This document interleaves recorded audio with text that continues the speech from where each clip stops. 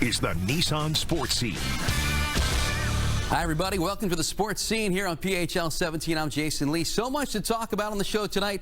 Some Eagles, some Sixers, some Flyers, even some baseball Hall of Fame talk as well. So here's what's coming up on tonight's show. He's a host on 97.5 The Fanatic. He also has his own venture, Brodes Media. Hunter Brody is on the show momentarily. Plus, we'll go over both NFL Conference Championship games this Sunday. It's our weekly conversation with Jason Logan from Covers.com. And a bit later on, Flyers TV voice Jim Jackson joins the show. The Flyers have lost 13 straight games, a club record, so lots to discuss. Jim's a baseball guy, too, so we'll talk about the Hall of Fame voting as well. But let's start things off tonight with one of the bright young voices to hit sports radio, and his YouTube channel keeps getting bigger and bigger. Hunter Brody on the show with us tonight. Hunter, how are you? I'm doing great, Jason. Thank you so much for having me today. It's good to have you here, man. I want to start off with some Eagles. In your mind, was this a successful season for the Birds? It's hard to say that it wasn't, right? I understand that that last game, it definitely hurt. And it's interesting. If they would have went 9-8, didn't make the postseason, and we didn't see them lose the way that they did, we'd probably have a different perspective on the way that the year ended with Nick Sirianni and Jalen Hurts. But don't get me wrong, there's so much value in that. We need that information. We need that data on who Nick Sirianni is, on who Jalen Hurts is. So I can't say that it was a failure. It makes things a little bit more fascinating knowing the track record of Howie Roseman and Jeffrey Lurie. They want those big cannon-armed quarterbacks, and I do believe he deserved another opportunity to start if they can't go out and get a Russell Wilson, or they can't use those assets to grab a different quarterback. If they run it back with Jalen, he put himself in a good position to continue to build. I'm very big, and I stress growth in sports. Embiid at 21 is not Embiid at 27. That doesn't mean Jalen Hurts can get to that level of superstardom, but that's the way that my brain works in terms of young athletes growing. So all around, in a simple way, no, it definitely wasn't disappointing, and it was successful. Now, you make some good points there, Hunter. So with that in mind, if you're Howie Roseman, what do you do at the quarterback position? Do you try to get a Russell Wilson with those draft picks? You'd be a fool not to. I mean, let's be realistic. As much as I like Hurts, and I put myself in the category of I'm rooting for the kid, and I think he will blossom better in the pocket and be a better pocket presence guy, reading through his progressions, because now he understands more with the full season of starting what it's like and what teams are going to throw their way. Seeing Todd Bowles on the road in a playoff game, that's very important to the growth of a young kid. But, I mean, if you can get a Russell Wilson, you see the difference. Let's use the Bengals as an example. A few years ago, they were crap. Then you get Joe Burrow and Jamar Chase, and now you're in the AFC Championship game. So I can't pretend that the quarterback position can't change a lot within your franchise and where you can go. And no doubt about that. When you look at all those great games we saw last weekend, Hunter, especially that Bills-Chiefs game, how far away do you think the Eagles are from getting to that level?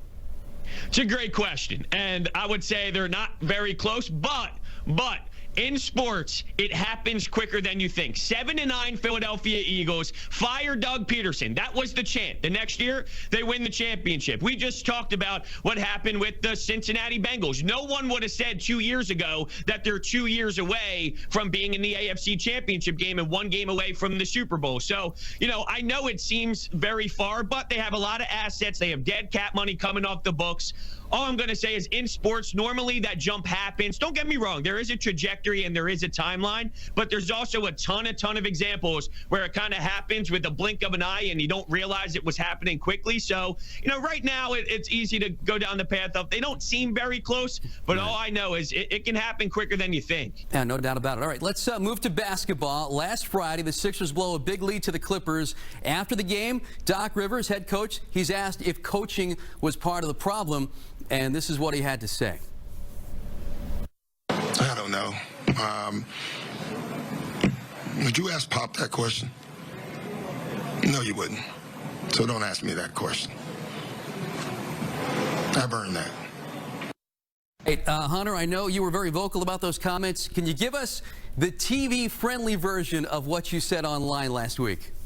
Everything I do is TV version. No, come on now. Look, I'll say this. Doc Rivers is obviously a very experienced veteran coach that has respect from, and I know LA Clippers, it got a little ugly towards the end with Paul George, but for the most part, he has the pedigree that he has for a reason. Now, with that said, I don't understand why he attacks media members. He did the same thing to Kevin Kincaid of Crossing Broad. He did the same thing to Keith Pompey of the Inquirer. He did the same thing to D-Line, and he did the same thing. It's a common theme. Whenever someone pushes him on a thought, he gets this wall that's built up. And I almost wonder, because there is starting to become more dialogue about, not getting the job done in L.A., winning when he won in Boston, and it's been quite some time since he was able to get back to that level. Now, I won't criticize him for winning with Hall of Famers because, in my eyes, look at the history of the NBA. Do you know who wins championships? Teams that have Kevin Durant, Steph Curry, and Klay Thompson. Sure. Teams that have LeBron James. Teams that have Michael Jordan and Scottie Pippen. The Detroit Pistons is the outlier, right? The Dallas Mavericks with Dirk, who is a Hall of Famer, by the way, but, doing it with that type of one-guy style is rare more times than having Hall of Famers. So I won't bash him for doing that. But I think what's happening is, people are starting to maybe talk a little more about his legacy. And I wonder if that's sparking this reaction internally. For example, when people question if Ben Simmons should be sat last year until a certain point in the game in the fourth quarter because they're getting hacked, and you say you don't know anything about basketball, and then you end up doing that because you know that that's actually what's needed, I can't wrap my head around the reaction. So I'm trying to peel back the layers on why this is what's going on with him, and that's my best. That's my best when I do my dissection. All right, good stuff, Hunter. How can people hear you on the radio and check out your content online? Yeah, so I'm on 97.5 The Fanatic all throughout weekends and, whenever I can get an opportunity to fill in throughout the week as of right now. And then on YouTube and all podcasting platforms, if you type in Brodes Media, I will pop up there doing all sorts of post-game podcasts and taking phone calls and having a blast. Awesome. Hunter, really enjoyed the conversation. Thanks for joining us tonight. We appreciate it. Absolutely. Thank you so much for having me. You got it.